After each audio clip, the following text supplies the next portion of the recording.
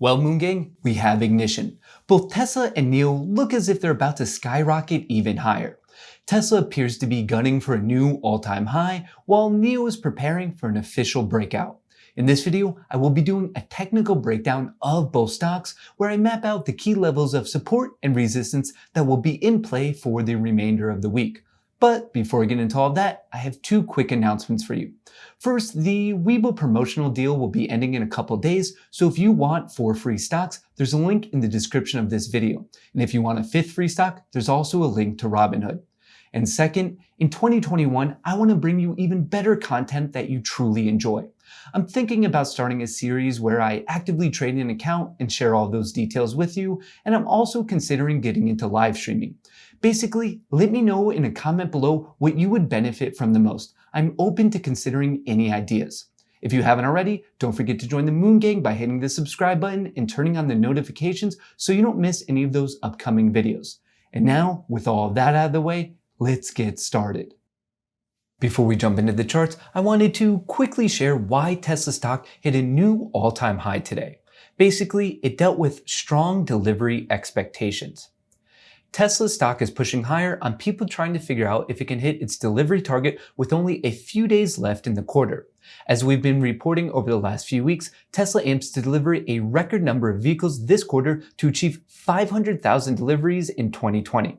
In order to achieve this milestone, Tesla must deliver over 181,000 vehicles this quarter. This would be a quarterly deliver record, but one analyst at Wedbush, Dan Ives, thinks it's very achievable. Based on our initial analysis of demand and the delivery trajectory globally for Tesla in Q4, it appears that Musk & Co. will likely handedly exceed street and internal expectations. Now, I did a bit of research on why Mr. Ives is so confident in this, and it's mainly because the demand in China has remained very strong and demand in Europe has been picking up. But hold on, because it gets even better. Looking into the next few years, Ives is positive on Tesla's business in China. He said the following: "We believe this demand dynamic will disproportionately benefit the clear EV category leader, Tesla, over the next few years, especially in the key China region, which we believe could represent about 40% of its EV deliveries by 2022, given the current brisk pace of sales." This is where Tesla stock could really explode. The analyst believes that Tesla could go from 500,000 vehicle deliveries in 2021 to 1 million global deliveries by 2022. His price target on Tesla as of now is $715, one of the highest on Wall Street. I can pretty much guarantee that if Tesla were to successfully hit this achievement of 1 million global deliveries by 2022, the stock will be much higher than $715 per share. In all honesty, the stock will most likely blow by that in the near term if this goal of 500,000 vehicle deliveries is hit. But for now, let's check out what's going on in the charts. Alrighty then, Tesla is closing the year out on a very positive note. Today, it hit a new all-time high, and when the market closed for the day, the stock was up 4.3%, which puts it just below $695. Across all of the major time frames, Tesla is clearly in the green, and from the start of the year until right now, the stock is up almost 730%. Absolutely phenomenal. This is the current technical situation that Tesla stock is in. For those of you who are new to the channel, here's a quick recap of what's been going on. In September, it hit a relative high just above $500, and this came after the company's 5-for-1 stock split. From there was a sell-off, and then we saw a bit of ping-ponging back and forth, which formed this triangle, which is also referred to as a bullish pennant. It gets its name because it commonly breaks upward, and that's exactly what happened. Unfortunately, from October until mid-November, the stock was consolidating in a range between 400 and 460, and then it was announced that Tesla would be added into the S&P 500, and from there, the stock has been skyrocketing.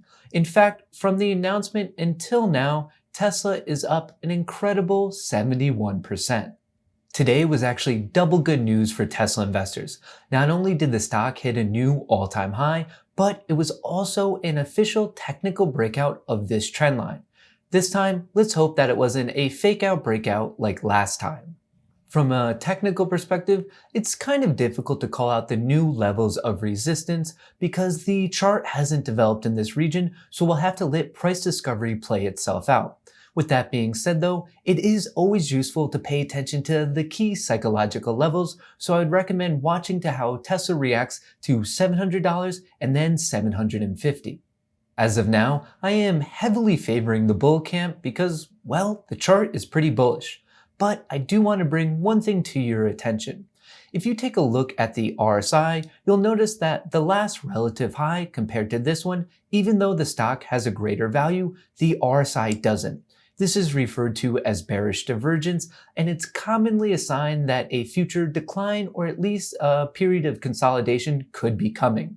Moving forward, the ideal situation would not only be for Tesla to make a new all-time high and get above that key psychological level of $700, but we want the RSI to get above 73.5 to get rid of this bearish divergence so we don't have another fake out breakout like we had on December 18th.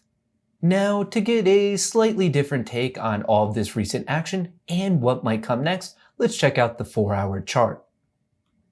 Before I jump into this chart, as a quick reminder, if you're enjoying this type of content, it would be truly appreciated if you could drop a like because it really helps out with the YouTube algorithm. Anyway, back to Tesla. So when it was announced that Tesla would be included in the S&P 500 in mid-November, all the way up until the end of November, the stock was caught in this upward channel, which is also referred to as a bear flag, and that's because they commonly break downward. That's exactly what happened with Tesla, and it eventually found support at $541. From there, the bulls did regain control, and on 3 separate occasions, they tried to get the stock back into this upward channel, but on the 3rd try, there was an official rejection, and the stock fell and found a new higher support at 566. Since December 10th, the bull camp has been grinding it out, and we're just seeing higher highs and higher lows. At today's close, Tesla was trading just below $695, which is exactly where fund managers pushed the stock to on December 18th so they could match their portfolios to the S&P 500. Moving forward, I am expecting some resistance at $700. Past that, there could be a hiccup at $725, but I believe that the main magnet will be that key psychological level of $750. Personally, moving forward, I will be watching those 3 levels of resistance, and I'll also be paying attention to any divergence in the RSI. If you've been following along with my previous Tesla videos, you know that I am invested in the company and my cost basis is exactly $400. Moving forward, I would consider buying more at these supports of 608 and 660, and if that were to play out, I'm more than happy to hold all of my shares for years to come. For now though, let's switch over to NIO. In a very similar manner to Tesla, NIO gained over 4% today, which puts the stock above $48 per share. Over the past year, NIO's up a borderline unbelievable 1,100%. This is the current technical situation that NIO stock is in. For those of you who are new to the channel, here's a quick recap of what's been going on. NIO stock has been on the public market for quite a few years now, but it really started picking up steam in June of this year, and then it had a nice breakout in October when the rest of the EV sector was struggling. At first, the relative high came at $29, and then after reaffirming this trend line, NIO was off to the races and absolutely exploded. On November 13th, Citron did come out with some bearish comments on the company, but as you can see, it really didn't matter because right after that, it actually hit its all-time high of $57.20. After hitting this high, NIO did sell off and support was found at $38 for the second time, and then this led to an undershoot of the support at 38, which formed this trend line, and the bulls pushed NIO up to $49, which formed this top trend line, and once again, we have this triangle, which is referred to as a bullish pennant, and that's because they break upwards, and as you can see, it looks as if it's living up to its name because NIO is preparing to break out.